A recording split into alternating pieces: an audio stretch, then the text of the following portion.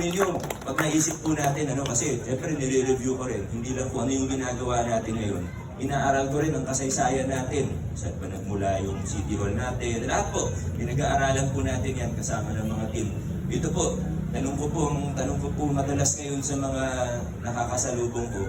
Kapag tinatanong po ako, di ba, yung City Hall natin ngayon, yung City Hall, sa totoo, medyo malaking project po talaga. Muli po, hindi pa final yung costing, pero aabot po talaga ng multi-billion yan. Kasi napakalaki po yan 40,000 square meters of office space ang gusto natin, tapos bubuksan pa natin yung plaza sa gitna hanggang revolving tower, makikita na po siya mula sa Caruncio Avenue. Yung malaking proyekto po talaga. Pero ang tanong ko po sa inyo, yung lumang mga pinatayong building ng gobyerno, yung City Hall po na Old City Hall po natin, meron po ba dito na alam kung magkano po siya? Ilang building? 4 na building po yun. Diba ngayon, ang diling magsalita, ang diling mamuna, ang diling magkano ng kritisismo. Pero, nung araw, alam po ba natin kung magkano yung pinatayong City Hall? Kahit isa po sa atin, walang may alam.